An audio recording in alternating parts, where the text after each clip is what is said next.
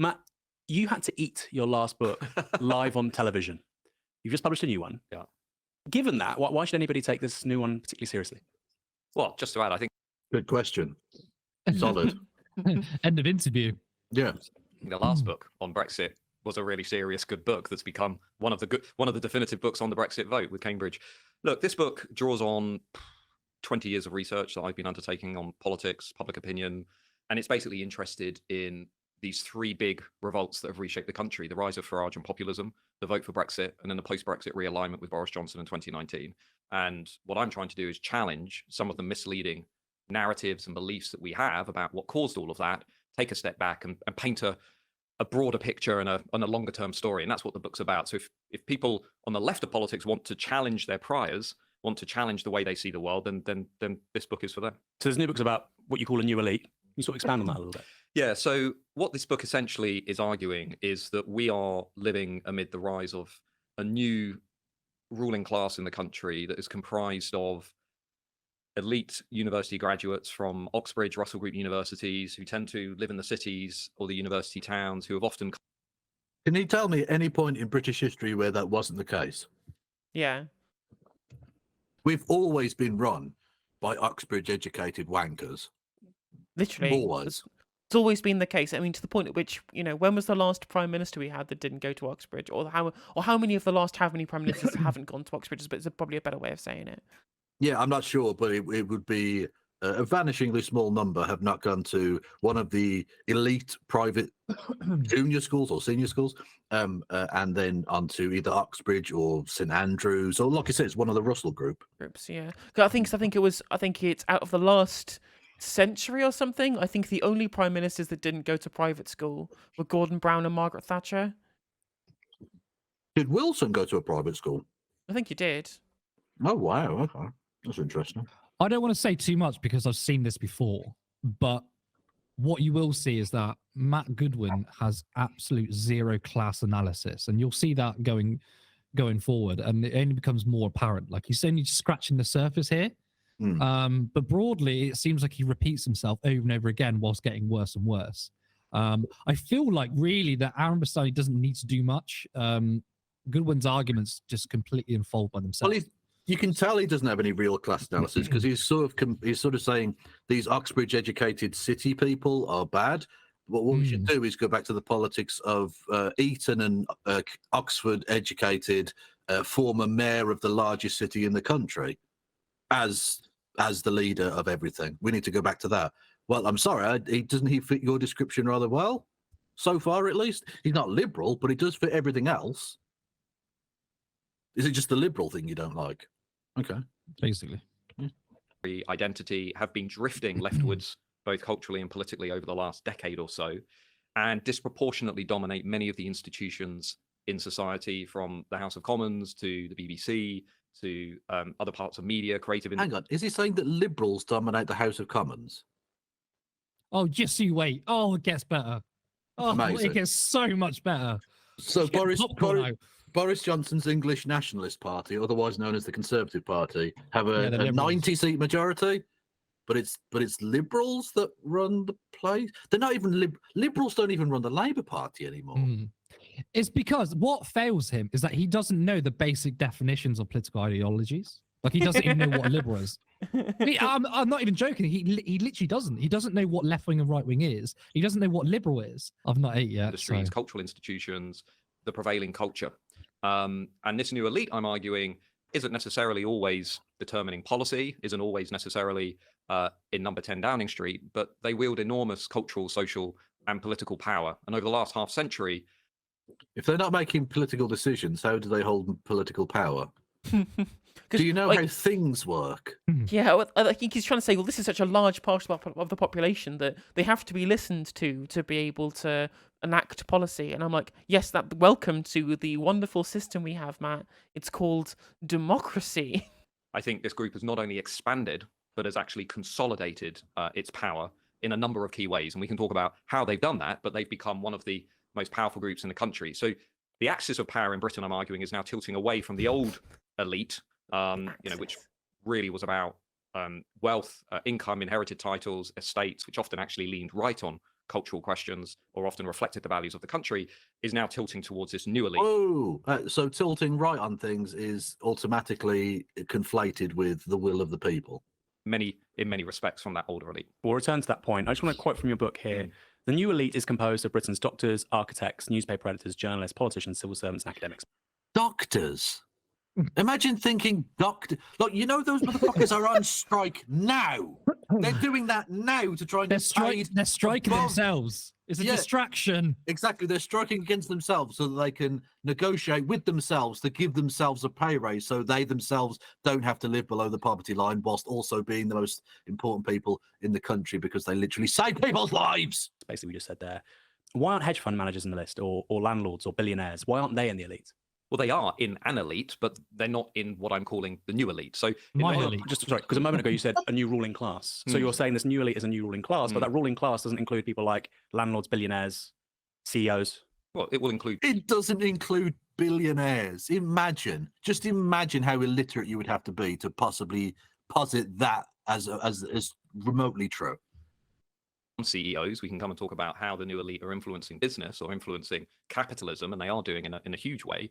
But I think there has been a misconception about this book. I think there are people out there who think I'm saying there isn't an old elite, or like this elite doesn't exist. There isn't a kind of donor class in the Tory party. There aren't, big financiers and hedge funds and people in the Sunday Times rich list and whatever.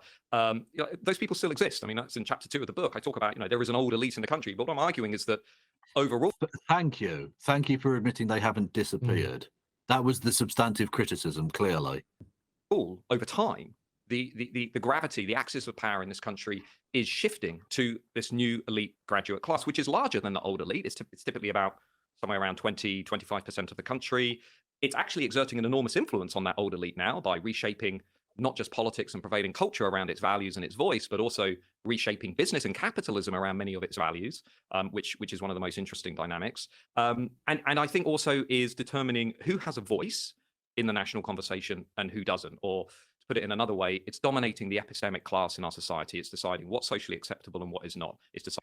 Again, the idea that liberals run the media and decide who gets to say, when all of the big newspapers, certainly all of the big TV stations are at best centre-right, and in some cases just far-right mouthpieces, Tufton Street wankfests.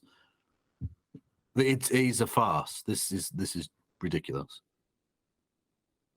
Deciding what's legitimate and what is not. And in many ways, I think the old elite is being forced or being pushed to respond to this group. The whole thing about reshaping capitalism, I have to push back against that, because we are now in 2023. Because we've it's basically stupid. been in a downturn in this country for ordinary people, their living standards, for about 15 years, particularly for people of working age. The very poorest are going up, particularly those who work. In-work poverty is now higher than people who don't work or are in poverty. Obviously, since coronavirus, since the cost of living crisis over the last 12 months, we've seen record profits for people like Shell, BP, major corporates, and yet people are seeing their energy bills skyrocket. But what you're saying is that actually capitalism is being reshaped by a new elite with progressive values. I mean, the response to that would be, if only. I think what we're seeing at the moment is basically the emergence of a sort of loose alliance, if you like, between elites within business, the epistemic class, research, and also the sort of what you might call the cultural creative class. And we're seeing a fusion of elite groups who are together really exerting an enormous amount of power. I'll give you some examples. I mean, if you look at, say, the direction, particularly since 2015, 2016, of corporate responsibility, or what's often called woke capitalism, which, I appreciate many people watching this show might not like the word woke, but let's just call it woke capitalism. I think most of our viewers for have a now. critique of Okay, this stuff, okay. corporate social Well, responsibility. if you look at how business has responded over the last few years, largely in response, I think, to the rise of some of these values, it's not only raised a whole host of implications for capitalism and how corporations compete, but it's also raised fundamental implications for democracy. Increasingly, corporations are intervening in the social, public, political realm, chasing Because they've a never set done of that before. values that are being. First time ever. Yeah, it's not like that corporations have lobbied governments in order to change legislation that helps their profits. No. It's not that oil companies had their own researchers and scientists to look into the effects of climate change that are man-made in order to shelve it and put out misinformation. That's never happened before. It's not like literally going even further back, tobacco companies literally paying scientists to fake information to pretend that cigarettes didn't give you cancer, which affected public policy around the world for decades. Or American fruit companies lobbying the government to send death squads into Central America.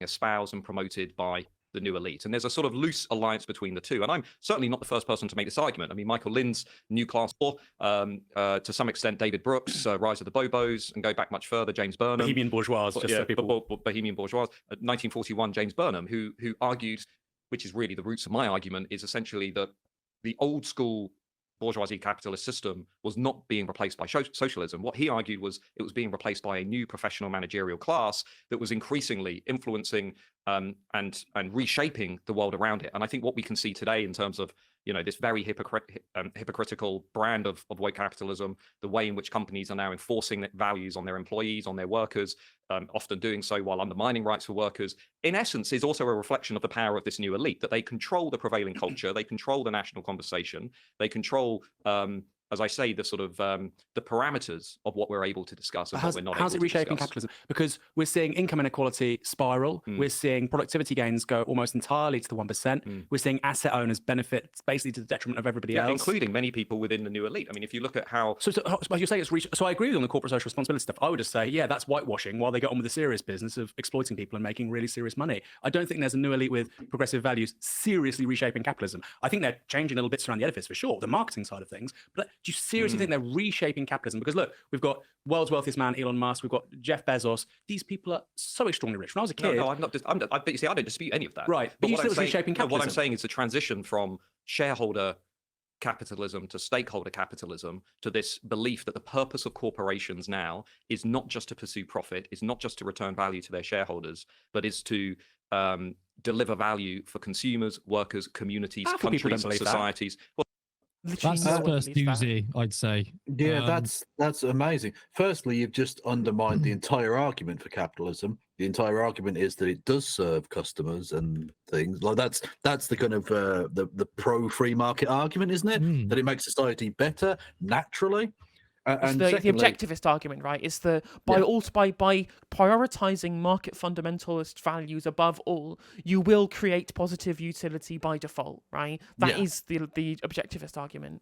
Yeah, but it's also that corporations are obviously going to want to serve their customers because they're the ones that are buying their products. So he interjects this value-based system apparently from corporations that they want to serve communities and they want a new value, and the old guard just wants to make profit. Nothing has changed. Corporations today and corporations 50 years ago, 100 years ago, have always wanted to just make profit and that's it. Yeah. If you think of the Bud Light commercial, right? Now, do you think that Bud Light which one is this? I've not heard of any controversial Bud Light adverts at all. Do you really think that Bud Light gives a shit about trans people? No. Probably not. Right? They would happily, if it made them more money, they would happily mince them. Yes. Yeah. But they're doing it because for purely for profiting reasons, right? Now, do you think that conservatives, when they buy the Bud Light beers and they just throw them away, that Bud Light are angry? Oh God, these people buying our products are not in line with our values. They're fucking popping their champagne because this is free marketing from conservatives. They're so happy about the outrage against it because it's only boosting their profile. It's boosting their sales. Yeah, you couldn't buy this kind of advertising. You couldn't. Right, but then for some reason Matthew Goodwin is trying to interject this whole moral value system that somehow corporations have that they now want to that they want to instill these values on their customers. Well, exactly. They do not give a fuck. They just want your money. Exactly. This is the point. That's always existed. This is the point, right? That it's the capitalism hasn't changed from stakeholder or from shareholder to stakeholder. They're literally the way in which they're trying to make money now is through the pretense of stakeholder. We're going to try. Yeah, go on. Sorry.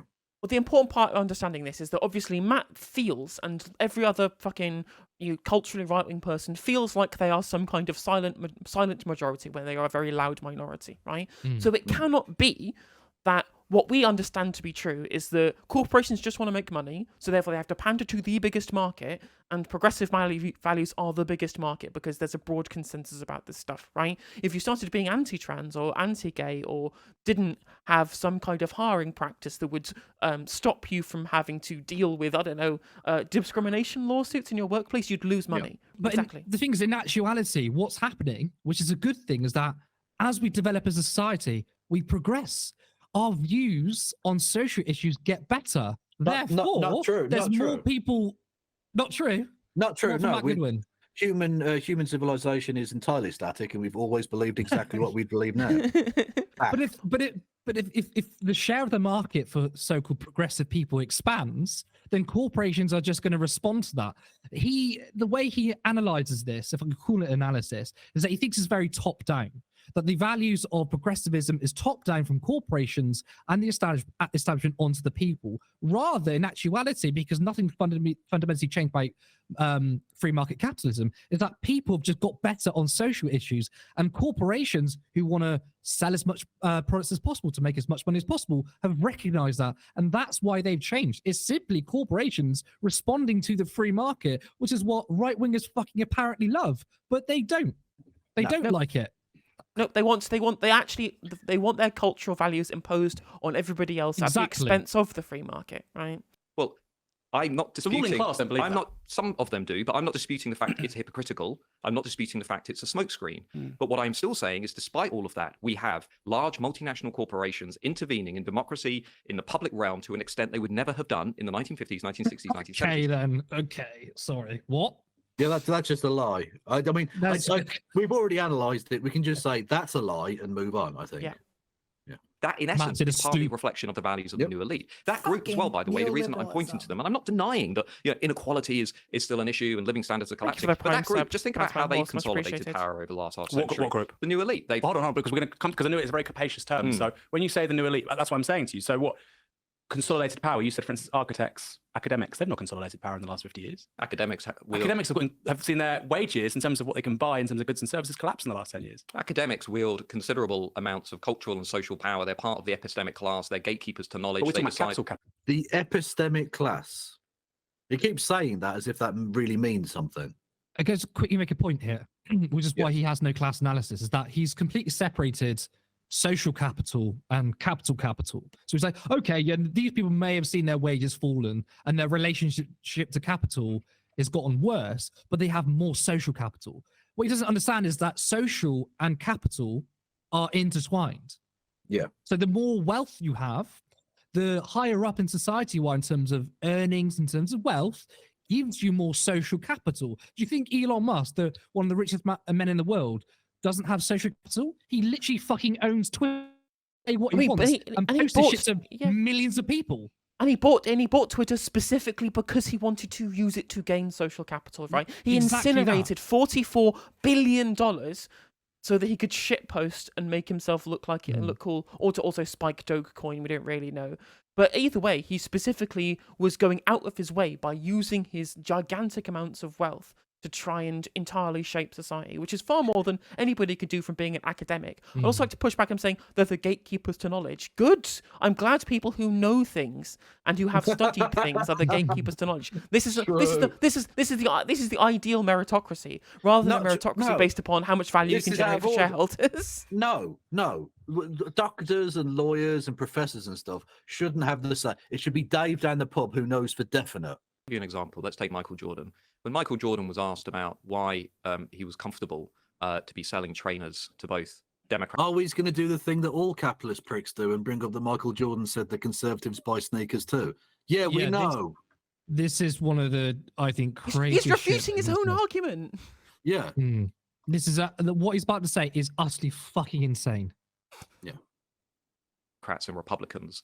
He famously said Republicans buy sneakers too.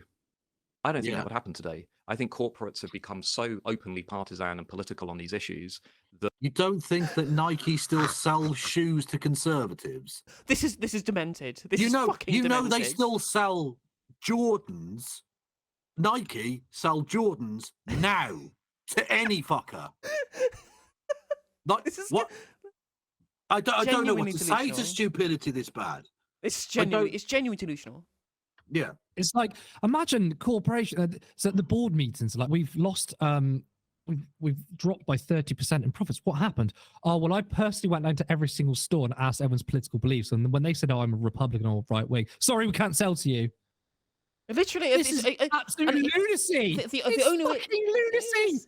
the only way that this makes any sense is if he somehow thinks that not only have the woke, radical, progressive new elite adopted all of the directorial positions and across all of these companies' boards to stop them selling to Republicans, but also every single shareholder, bar none, the entirety of the shareholder base have also been captured by this ideology as well, which is why they're not suing these companies for not adhering to fiduciary responsibility. It's like, no, we are happy that our share price has dropped as long as you're looking woke as possible, right? That's the True. only thing. Literally, that's what he's saying right now. But actually, it is one-sided. The corporates are leaning into a value system that is not shared by a lot of people. And this is what the book's about, that among millions of people out there, when they look at the, not just capitalism or the way in which it's being reshaped around these obviously political and It isn't being reshaped, you twat.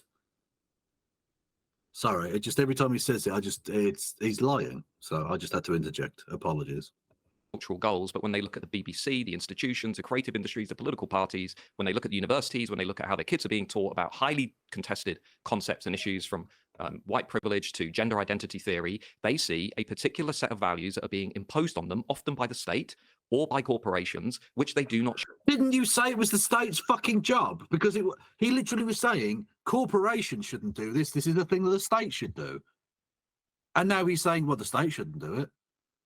I'd please make your mind up and try and have a consistent line on something, anything. Share and they do not support. That to me is a problem, which is why I'm talking about So it. how would you legislate for that? So for instance, I find it equally distasteful that corporations get involved in the wider political conversation, but I think that's a necessary, inevitable outgrowth of PR and marketing. I think, and that's all this is, by the way. So how would you legislate for that? You criminalize it? What would you do? Well, there's lots of things you could do. You could look, for example, at the extent to which corporates are breaking existing legislation, whether that's equalities legislation or other laws that we have to ensure that certain groups can't be discriminated against. I've been given loads of information. Oh, conservatives are being discriminated against. Are they? I feel sorry. Is there evidence for this? No, there's no evidence for any of the shit this fucking idiot is saying. No, there's nothing. It's just another whinge. He's just whinging. The last few weeks to give you examples Cool. of corporates who have been blatantly breaking equalities legislation in how they advertise for particular jobs, in how they say, actually, we don't want. Advertising for jobs is different. Ah, sorry. So he's saying white people specifically. Okay, good. All right, okay. Just so we know. That is different. I'm talking about Or PR. representation, or You know, facing the public, because you're hiring a very small subsection of the public. We're talking about mass messaging to millions of people. So have they broken equalities legislation in terms of advertising and marketing? I'd want to see a much wider range of voices in the national conversation. So when people look, for example, at the adverts on television, So the answer would be no. They have not broken any existing legislation. there's No, a cluster of issues on around immigration, radical the progressives. British public, which is one of these great contradictions, you talk about it in the book. Yeah. On immigration, actually, people have had more progressive attitudes on migration since we left the They European are, Union. but they still want less of it. Yeah, but you're saying that we're going in one direction, which is to the right on immigration, because people are revolting against the new elite. But the data shows that actually people are becoming more progressive on immigration. Not progressive. They're becoming more. The attitudes, More open to it. attitudes have softened since the Brexit referendum, but there's a debate about why that is. I would put it to you that many of my colleagues would say, well, that's just because everyone's becoming more liberal. That's just a liberal drift that's happening in Western nations. I'd put another possibility to you, which we won't know for a few years, but we'll come back and revisit it, which is I don't think many people out there in the country have even understood what has happened around the immigration issue under Boris Johnson and the Conservatives. I don't think people even know how the country. Really? Yeah, I really do. I But think hold I on, think concern is beginning to rise. But if I said to, Come on. I run focus groups all the time. If I said to people today that Boris Johnson, Conservative, one of the things he did was remove the requirement for British companies to advertise jobs for British workers first, I bet you most people would say, no, Boris didn't do that. That's a- Boris that's would a never do that. marginal I bet if percentage. I asked them, what's the salary threshold for high skill workers? It's 23,000 or 20,000 in some sectors. I bet most voters would be like, how's that high skill? I bet if I told them that we issued 1.1 Interesting, because lots of high-skilled workers do earn very little. I'm just going to mention the junior doctors again, but you know, whatever. Union density. Just think about this is not an immigration issue. This is an economic issue of neoliberalism.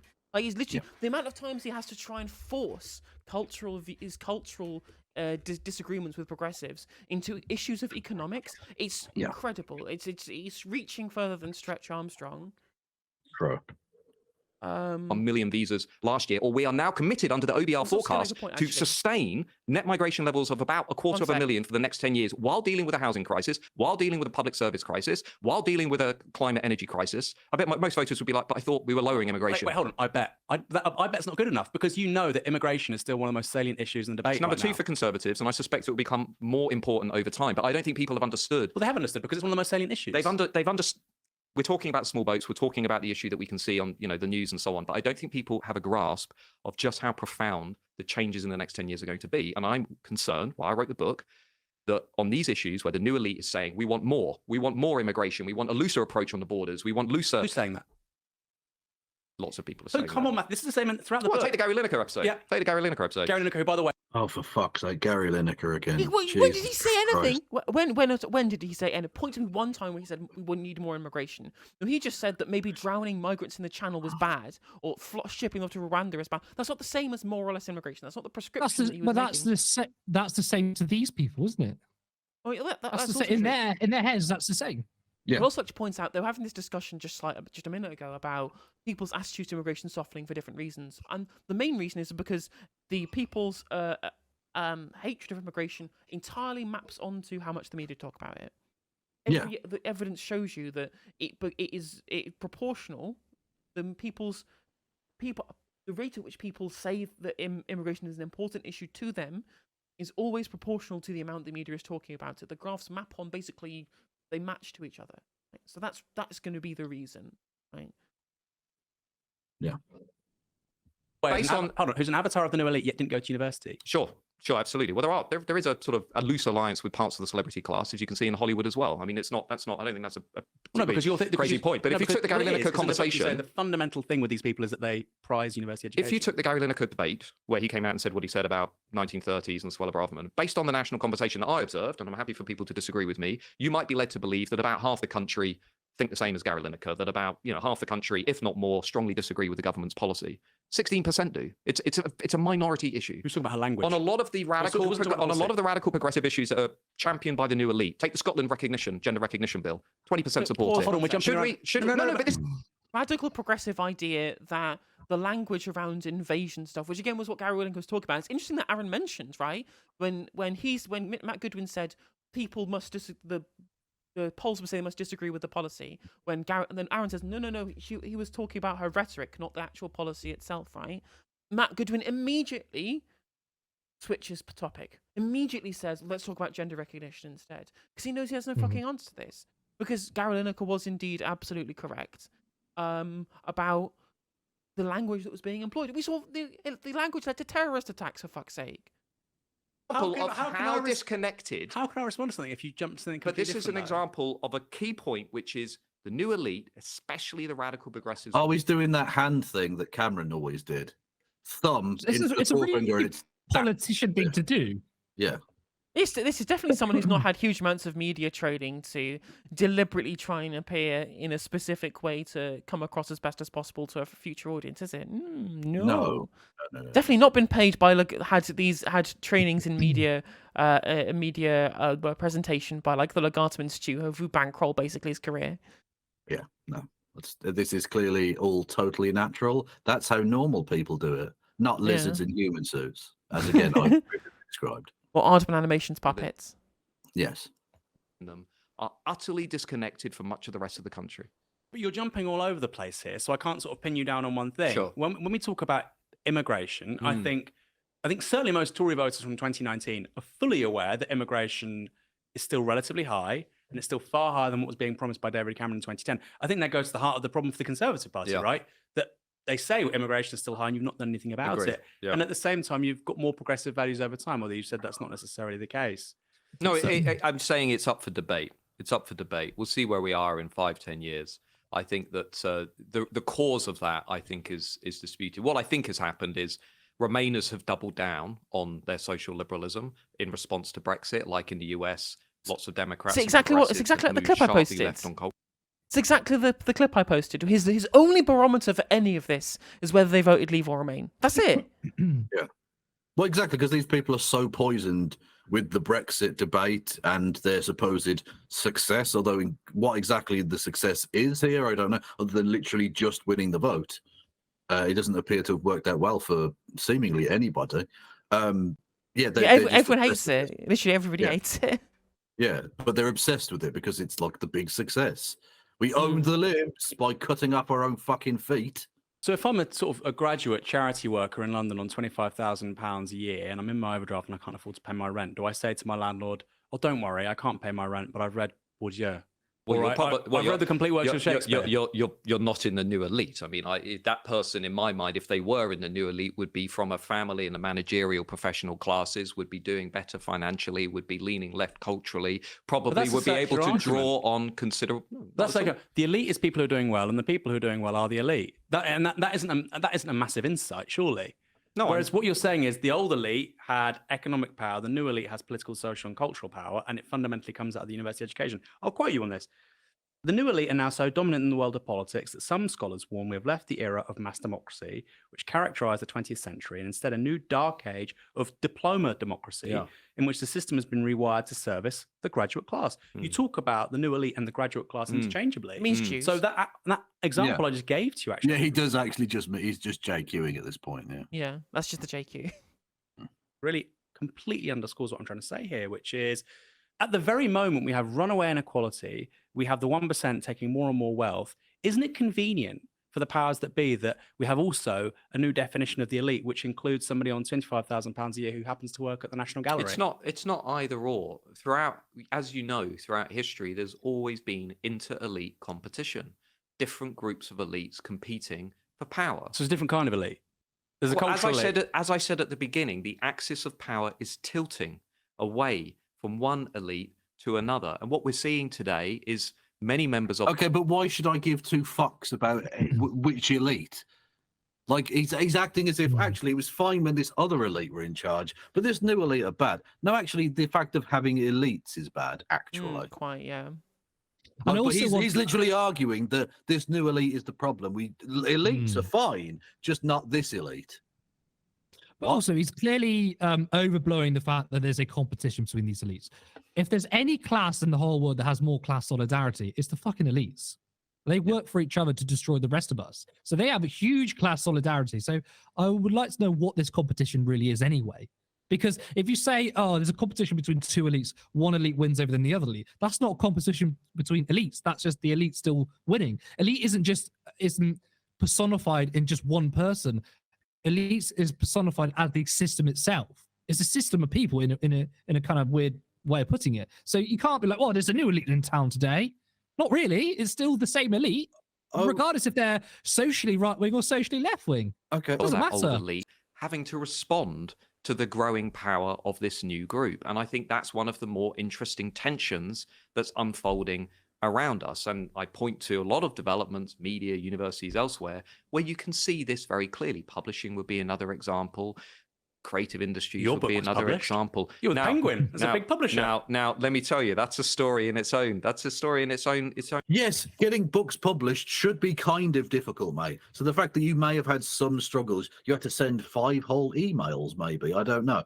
But he's going to now pretend that getting this book published was arduous and therefore they were trying to stop his right-wing opinion. Right-wing books are everywhere, you prick. They're everywhere. Boris Johnson is a bestseller. Okay, don't pretend it's difficult to get right-wing books published, or that right-wingers are being destroyed being taken away from the free marketplace of ideas. It's not fucking true. Going right. I mean, we have this conversation on a regular basis in publishing that 71% of people in publishing are very, very, very privileged graduates. The publishing industry is going through a moment at the moment. It's going through a moment where it's reflecting on whether it's adequately giving voice to lots of people in the country. Why is it that Hannah Barnes's book on Tavistock, Nigel Biggar's book on colonialism, and thankfully now my book as well, why is it that they've connected somehow? Because I think many people... Because you've got money behind you to advertise. Yep. Yeah. Okay. Like, well, I could also say, how come the Novara media is getting big, or how become Owen Jones is one of the most popular writers in the country, or popular journalists in the country. Like, you can all point to examples of success and pretend that means that everyone loves us. Yeah. But Well, what you can he's say- already said, well, 70% of the public disagree with me on everything. Well, yeah, tough shit then. You lost. But what you can draw a distinction on is the fact that GB News was built up by the same media barons that exist in the mainstream media today, whereas Novara Media has only grown from individual subscribers. So there was dark money and big money behind right-wing media. There's no big money behind left-wing media. Novara is like the only one that's really broken out. Are starved of countercultural texts. They're starved of books and commentary that is challenging the new elite in this revolution. And you see it in the columnists, the newspaper columnists, partly, some of them, not all of them. You see it in all of the things So, that I mean, we've if been it's not all talking of the about today, columnists, the universities. If it's not all of the columnists, then it means that there is a countercultural thing to the quote-unquote new. If your thesis is correct, the fact that not all the columnists believe this stuff, which we obviously know to be true, because one of the things he talks about here, two things: immigration and trans people. Just look at the entirety of the Times. Every single Times journalist, bar none, are all transphobes, and they all keep talking about how much they love Swella Braverman, for example. Look at the Telegraph, right? Look at the Sun. Look at the Mail. Look at the Express, right? Look at the Spectator. Look, quite frankly, at the Guardian for transphobic stuff, for example. There is no I was just going to do a joke. Don't look directly at the sun. It's bad for you. True. Little. That's a double joke because it's true either way. Spoke to podcast trigonometry. We're going to play the clip now. Zoomer students. Can I just say it's trigger? So it's trigonometry. It's very clever. Oh my god, I mock every time I cover their content. I mock this specifically. When I put the segment up out there, that ironically their fans came in and got triggered that I mocked the name, because Which they is are the ironic. real snowflakes. Yeah. Or Gen Alpha or whoever's coming next, I suspect there will be a generation that comes along and thinks, this is just really naff. You know, it's going to be cool to kind of call some of this stuff out. And also, I think the evidence is going to undermine it. You know, we are on the cusp of developments with genetic coding and science that are going to be. Imagine having that poster made and not immediately throwing it in the bin. It's incredible that I watched all of really this. Nazi vibes on that poster. Yeah. I watched all of this trigonometry video, and genuinely Matt Goodwin is the smartest person there, and it's not even close. It's not close, right? Because at least Matt Goodwin is smart enough to know how to couch his bullshit in some amount of kind of chop logic and cherry pick statistics, whatever it might be. Whereas the other two are just like, especially the guy in the glasses, they're just like genuine morons. Yeah, there are more people than brain cells in that room. And all of the brain cells are owned by Matt Goodwin, and that's I'm not lying at all. Not lying. No over exaggeration in the slightest. Be complete game changers in how we understand health, medicine, life expectancy, all of that stuff. So the idea that there are not inherent differences between groups is just going to be completely unsustainable. I mean, it already is if you look at the evidence, but over the next 5 to 10 years, it's just going to look utterly ridiculous as a lot of this research and evidence comes through. You say there that genetics will reveal more about inherent differences between groups in the future, and thus make young people more right-wing and bolster. So basically, the thing that racial scientists have been whinging, or when I say scientists, I mean scientists in quotation marks there, what race science idiots have been spewing for the last 400 years. Tomorrow, next week, next month, there's going to be a new thing coming out next year, in fact, next decade. They're definitely going to find the reason that blacks are inferior. This is why I wholeheartedly think that Matt Goodwin is just a fascist. And I didn't say that the first hour of the podcast, of the interview. I was like, this guy's just an idiot. He's clearly on the right, but he's an idiot. But when you start talking about race science, there is, first of all, there's no scientific basis for it. But two, as soon as you start talking about race science, you are quite literally a fascist. Now, watch what Matt Goodwin does. He will try and dress this up in a more common sense way, and he will only refer to health. But once again, this is another stepping stone to fascist politics, because it will be, okay, there's no institution of racism. The reason why some minority groups are doing better at school than white people is because they're smarter. And that also means that if you're black and you're more likely to get stopped by the police, that means you're just more barbaric. That's the explanation they want to move the conversation into. Yeah, exactly, yeah. Because, I mean, ultimately, if you're saying science is going to reveal X, Y, or Z, it means you already believe in X, Y, or Z.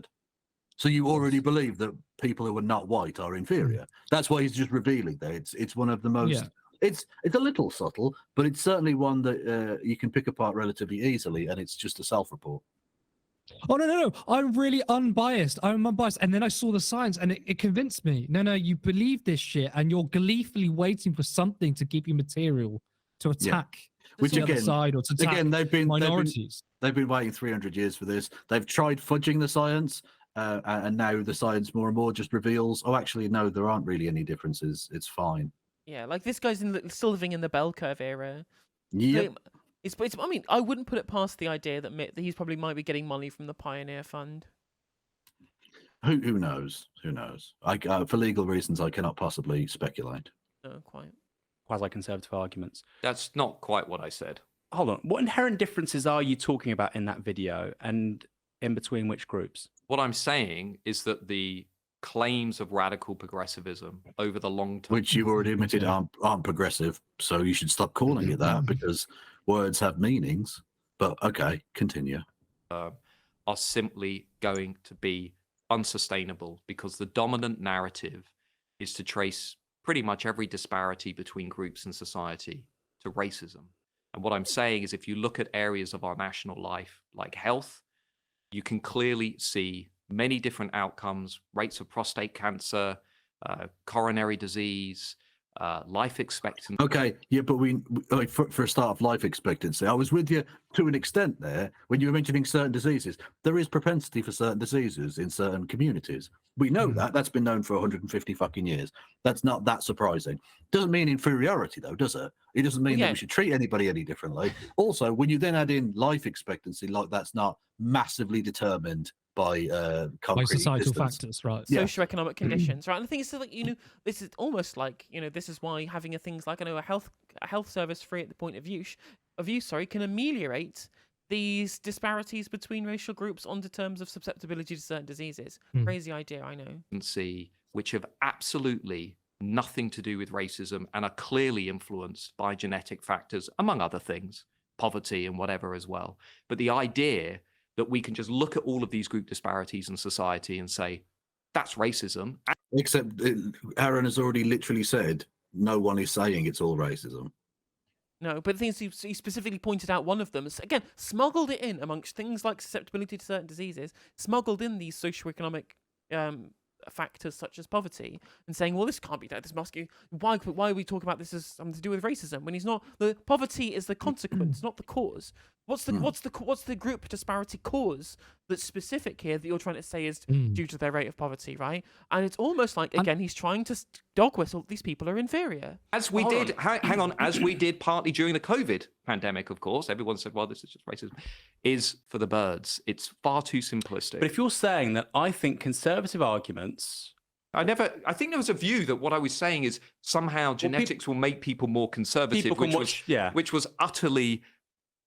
We've played wrong. the clip. And it was wrong. And what you say is, well, you could, okay, well, we can reformulate. I know what I said that. because I was the person saying it then turned into, which is exactly what I argue in the book, it turned into a cheap hit job. Let's talk about the clip.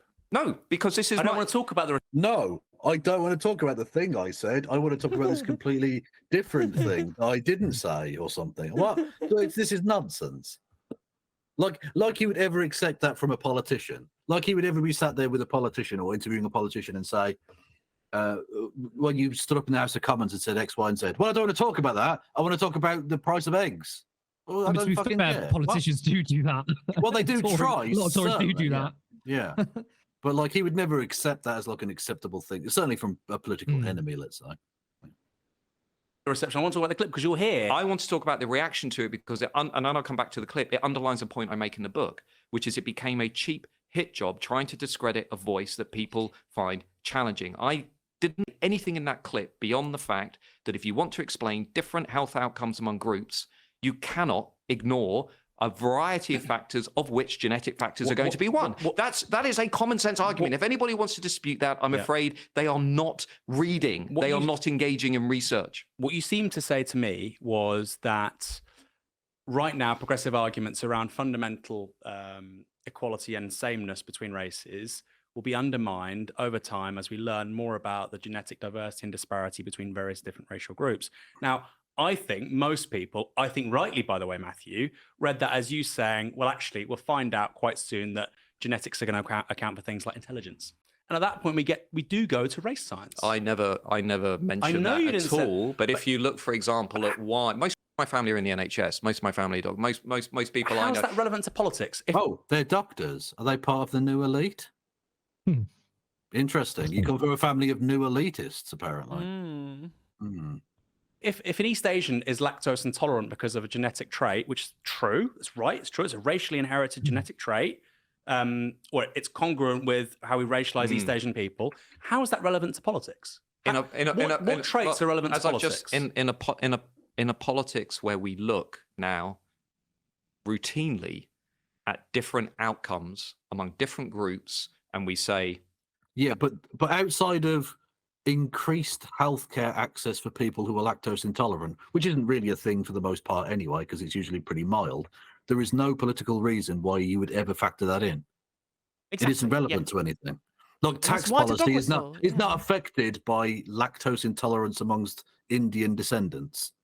Mhm. What he means is race science. He means like brown Yeah. people being stupid or Literally. more athletic or whatever particular trait from the last 300 years of pseudo-scientific guff he might actually believe in, the hodgepodge of race quote-unquote science. Just get out your phrenology fucking thing, Matt. Just go for it. Just embrace your new 18th century scientific viewpoint. Go for it. that's because of institutional racism, as indeed we've just discussed. I'm saying in areas of our lives, like health, that's clearly ridiculous. There are a whole host of factors that are influencing Education? poverty, Education? I'm asking family you. So breakdown. you think that there could be genetic Clearly, lactose intolerance affects education. So you see what I'm saying? Okay. Family breakdown, right? Okay, literally, this is just fascist talking points. This is just Yeah. black people have inferior culture, and that's why the black men keep leaving their wives or leaving their kids, for example. lot. educational attainment? I've not mentioned education at all. What I'm saying is You've If you done look at- nothing but talk about university, you prick. What are you talking about? I've not mentioned university. You've spent over an hour talking about nothing else. Oh, I'm having a breakdown over here. So we moved on from educational attainment to, but we'll talk about genetic predisposition to family breakdown. Yeah, We okay, talked man. about lactose intolerance for 30 seconds, please. I barely mentioned it in the last minute. Oh, I fucking hate this man, honestly. look at differences in rates of prostate cancer, coronary disease, diabetes. That's not politically relevant, though, is it? That's not why people get angry. They go, and As- Matthew Goodwin thinks that Of people who course, are white and black because have different rates of prostate cancer. people looked at a clip that was taken out of context within a discussion that was about the problems of radical progressivism and the narratives that it produces and it promotes, and they saw what they wanted to see. And this is what I would. Well, maybe stop dog whistling and explain yourself. If you didn't do it purposefully vaguely, then people wouldn't misunderstand you. Why? It's almost like you're lying, Matt. You're a liar. Well, would say to the left. dude. on Twitter, right? Bro. Get real, basically. Get real. Because if you look at a lot of the evidence that we have on disparities among different groups, this narrative, which I would argue permeates many of our institutions, that this is monocausal, this is about racism, and that's it. It's not going to last the next few decades. The evidence is going to become overwhelming that other factors, from poverty to family breakdown to regional inequality in areas of health relating to what we learn about who we are and how we're structured, all of that I think is going to become much more pressing. The idea that group disparities are simply because of racism, that's what I took issue with. No. So, for instance, do you have a 23andMe account? 23andMe, I have no ancestry reports and right. this. Okay. I do. Okay. And what was fascinating for me was my maternal hablo group. I didn't even know that word existed. Is R than V. So my ancestors went from Right. East Africa to West Asia, and then, Right. this is on my mother's side, Right. and then to Southeastern Europe. And for me, this emphasis actually on genetics that you're talking about, and as we learn how to read into the data which informs our very being, actually that undermines the idea of racial differences, because I have ancestors going back thousands and thousands of generations who come from East Africa, West Asia, and then go into Europe. And actually that to me underscores a fundamental similarity with people who don't necessarily today look like me, white, brown, or black. So I would say actually the complete opposite conclusion can be born out of that. I mean, I'm not turning this into a conversation around racial differences, because as I argue in the book, in the final chapter, if you want to look at disparities between different groups in the UK today, you cannot simply look at those through the prism of racism. There are a whole host of other factors. Also, I know, multiple social factors. Which is exactly what I was saying in that interview, which is if you look at an area like health, it is going to be unsustainable, as we discussed during the COVID pandemic, as we discuss often in terms of how people are. Okay, but no one is. Oh, Jesus Christ! No one is saying that the propensity for diabetes in black people or lactose intolerance. Yeah, exactly. No one is saying that's because of racism. We understand that there are just genetic predispositions based on a number of historical and genetic factors, and that's fine. Like, it doesn't mean anything, really. He's taking this for the group. He's taking this one thing and then trying to get everybody else to extrapolate out from that.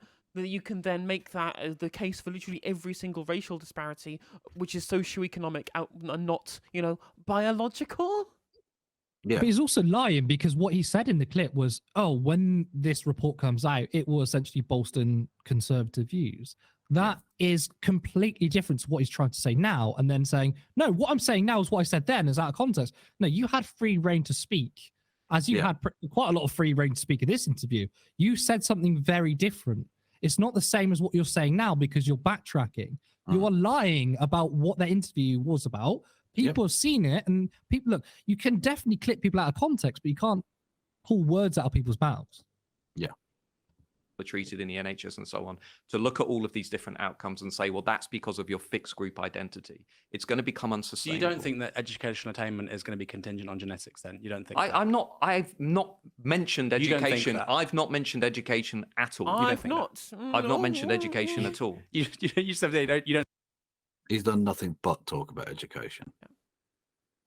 No, because you're trying to turn this into a conversation about educational attainment. That's how people read it, so I'm asking. Well, if they read it, then they weren't listening to what I was saying, because I never mentioned education at all. What I was mentioning was health.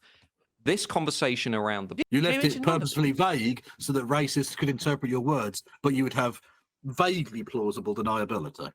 Yep. Is what you did, Matthew. Yep. Which is about political divides, is a conversation that essentially I think is grounded, and people can read it themselves and they can decide, but I think it's grounded in evidence, in research, and in the final chapter on why some groups are doing better than others and why it's not enough just to say we're an institutionally racist society. I'll let that chapter be the judge, and people can decide if they buy it, if they find it convincing. But the stuff that was said in response to that clip was inaccurate, was wrong, and was quite insulting. And I'll leave it there. So final question here. You're viewed as a conservative academic. Let him well off the hook there. Yeah, he really did. I hope Nick Wright pushes him back harder. I'll be honest with you. I thought it would be what it was for the first half. I'm going to retract the thing I said at the start. I think he should have apologized for this, actually, because that was shit. Well, that's what I said. He's just not a debater, right? He's not good at debate. I don't mind you platforming these people as long as you have adequate ability to push back against this stuff and continue holding them to it when they use sneaky ways of trying to get away from a point and dissociate from certain points that they have made previously, right? Either they do the humiliating climb down and you force them into doing it, or they double down on their points. You can't let this weaselly, non-committal, non-repudiative responses like what's happened here be the end of the conversation. Yeah. He shouldn't. And when you're saying outrageous things like that, you shouldn't be able to dictate. Okay, I'll leave it there. There are some things you can say. I just want to leave it there. But when you say something as extreme as that, or allude to extreme politics like that, no, you should keep on pushing back. And if it means that Matt walks out of the interview, good. It's better to have that than it is to have. Okay, we'll try and wind this down and have a very civilized. It'd be like, shake hands and say goodbye. No, fuck Hitler- that. I'd rather we end up in a shouting match over it because that is so fucking extreme. And Yeah. it's so be like- disgusting racist. He just let him squirm out of that so easily. It was Yeah. pathetic. Like that's look. Don't get me wrong. I'm not writing him off. I'm not cancelling him. Hmm. Just that's poor. Or at the very least, because obviously you can go around in circles and you can try and, try and hold him to account and you might just make some bullshit argument. At the very least, have the last word and say, okay, you might want to leave it there, but what I think you're saying fundamentally is pretty much fascist politics.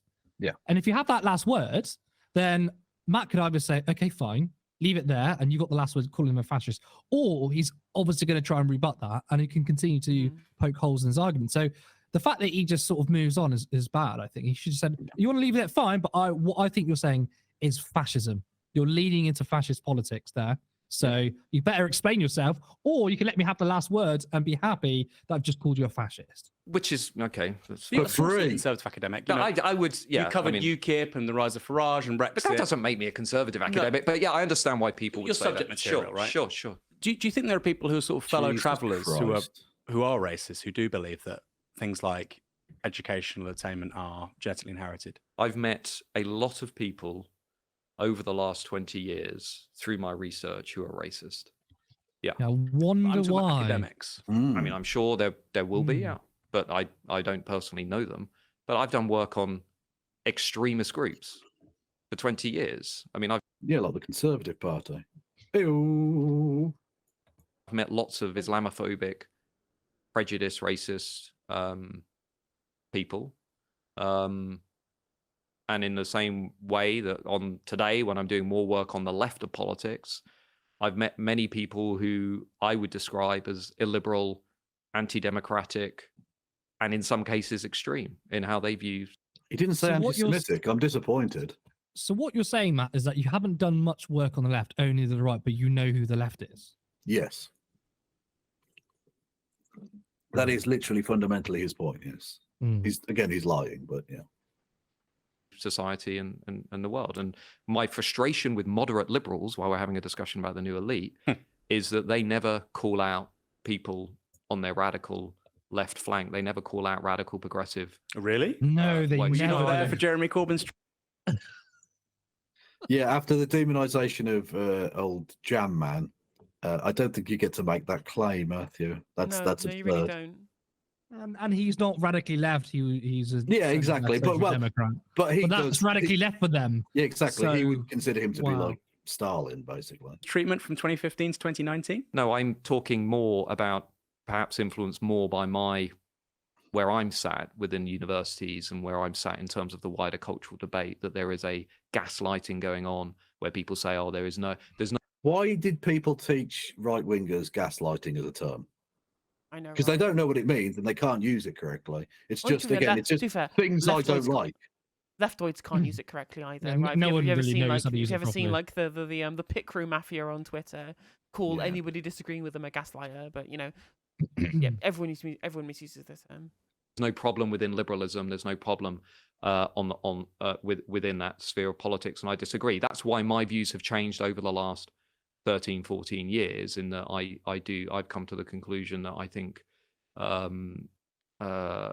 moderate liberals have let a lot of people down, have let the country down in not calling. Yes, over the last 13 years, it's definitely the Liberals that have let everybody down. Not the fact that the Conservatives have been in power since most of that time and have fucked the country up entirely. Well, I mean, you Liberals in can general say somehow, yeah. you can say the Liberals have let people down in a way that the Liberals have not Well- been their liberal self, because as I've always pointed out, that being a liberal is someone who doesn't have any class politics but cares about social issues, but in reality they're also really bad on social issues. So for actual capital L liberals, the so-called moderate liberals are letting them down, but also they're letting leftists down because the liberals are not liberal in terms of class politics. So yeah, it's true that they've let them down, but they've let them down in an entirely different way in which Matt Goodwin thinks he's let them down. They've let them down because you have no politics that supports the working class redistribution and But I mean, look, solving inequality. if the primary lesson you've learned from the last 13 years is that it's all Liberals' fault, which is what he's Yeah, of course, suggesting, yeah. that's fucking absurd. calling out a lot of this stuff. And I've gone on a political journey. I think that's pretty obvious to anybody who's ever read anything that I've produced over the years. I don't think it's a secret that I've changed my views on a whole host of issues. I certainly would reject some of the commentary that accompanies that. That would say, I'm not committed to whatever modern liberal representative democracy. I think that's utterly nonsense, and the people who say that don't know me. Would you go into politics? Hopefully not. No, Mm. I don't think so. I enjoy teaching, and I enjoy ideas, and I enjoy research, and I enjoy trying to find out new things about the world. And politics, everyone I know in politics is miserable. But this book reads almost like a manifesto to me. If the Conservatives lose in 2024, and it's actually something, when people were saying, why are you interviewing this man? I said, well, I think if the Conservatives lose in 2024... The Conservatives won't lose in 2024.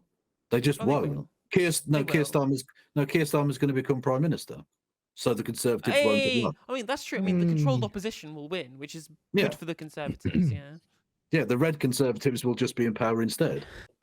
the party's soul will be up for grabs, and I think that some of the ideas in the book will be centre stage in that debate. Yeah, intellectually, I think that's going to be a more interesting place for the Conservative Party to be, because I think conservatism place, you mean? has completely been hollowed out. I don't think it knows what it is anymore. And I think if you See, this is again, you have to be a little more studied in fascism to decode that one. But that's a very, very clear. Sorry, that Freudian slip.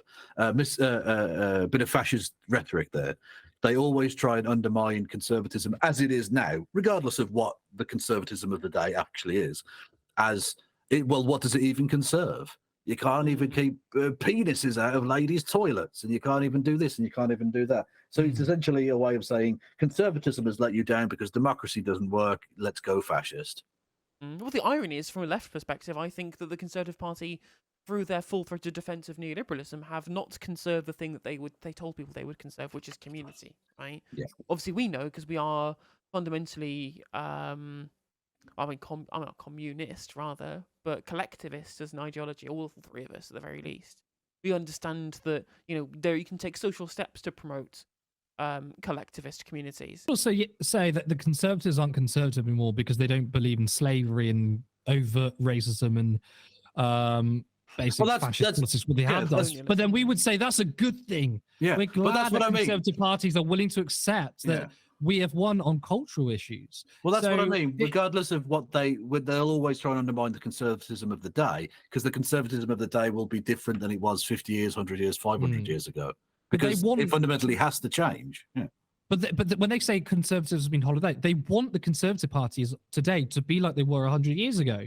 They want the Conservative Party to not be in favour of equal marriage, for example. And as they say, Conservatives have abandoned their principles. They've hollowed out because they want them to be this horrible party. Now, as bad as the Conservatives today are, and Conservative Party today, well, not all of them, but largely, and maybe in the UK, we can say, well, we've clearly won on social issues that they've been forced to capitulate on these things. That's a good thing, not a bad thing. compare and contrast British Conservatives to their counterparts in other parts of the world, they look intellectually weak. They look, they're behind everybody else. They don't have any interesting ideas.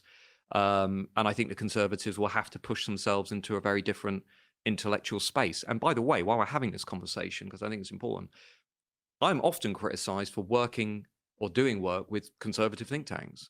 Yeah. I've worked with lots of left-wing think tanks over the years, but in the aftermath of Brexit, it became very apparent to me. Are they the ones funding you, Matthew? Quite. And also, Or is it Also, what large left-wing think tanks are there? the Communism Institute? the Resolution Foundation is basically as left-wing a think tank as you get in this country, and they're basically just like centrists.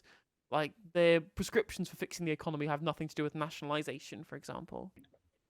There was a need for conservatism to respond to the things that led to Brexit, and those ideas would inevitably have to come from the Conservatives, whether it's around levelling up, whether it's around a new migration policy, whether it's around a new relationship with the European Union, or where the country is going in the future.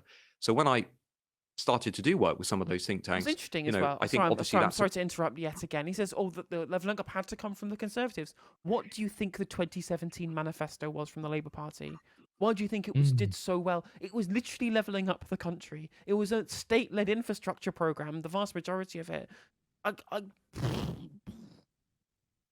Yeah. And the Conservatives did that in response to how the public were feeling. That's why they also did so well in 2019. It wasn't just talking about Brexit, but it was also abandoning austerity. I mean, obviously, we didn't believe them, but they wanted to take a lot of the pseudo-economic policies from the Labour Party, implement it with Get Brexit Done, and people wanted that. So it was a response to the electorate, to the response to the working class people, the majority of people, what they wanted, and the political party had to capitulate to that, not some little radical, progressive, new elite clique. The point where I lost some friends on the left who kind of viewed this as being some sort of, capitulation or whatever. That's fine, but I just thought intellectually that was a much more interesting space to be in the aftermath of Brexit, because ultimately I do care about the country and I do care about the communities that were trying to express their voice by voting for Brexit and then by voting for the Conservatives in 2019. And these were imperfect vessels for many of those voters. Final question. You know lots of people on the right. I asked you about academics. Do you think people like Nigel Farage are racist? I think I know Nigel Farage well. I think deep down, my view is he is not racist. I think he's... Why was he upset when he heard people speaking a foreign language then? Like, you forget that he's got 20 years of really quotable racist shit, my dude. Like, come on there. Ventured into xenophobia, but I don't think he is racist, would be my view. And the poster where it had people coming, all trying to enter the UK, how did you feel about that? Well, on a personal level, unsavory. I didn't particularly think it was the right thing to do. Politically, I understood the logic behind it. I've met, to clarify and put this in context, I mean, I've been in interviews with people on the far right. I've met a lot of people with very, very unsavory extremist views over the years, and I've got to know them. I mean, my PhD was interviewing hardcore neo-Nazis, neo-fascists who were anti-Semitic, conspiratorial, anti-democratic, were fascists. So the difference in my mind between people I met in, say, UKIP versus people who I met in the National Front, there was a big difference between them. That's my experience of being in their homes and community. Well, this is, yeah, it's like one of these groups had huge amounts of media training and know exactly how to use dog whistles to be able to spread their rhetoric without making people who are completely oblivious to this stuff hear the alarm bells, like, for example, Doofus over here, Matt Goodwin. And the other group are people who don't understand how hiding your power level works. Well, I'll use the Matt euphemism. The other group are working class. See? The white working class. The white working class who've been left behind by them. There you go. City centres and so on. I don't personally think UKIP was an extreme racist organisation. I think the National Front was, and I think some organisations that followed it certainly were, but I don't think UKIP were. Matthew Goodwin, thanks for joining us here on Downstream. Thank you. Oh, it's over. Oh, I'm free. Finally free from it.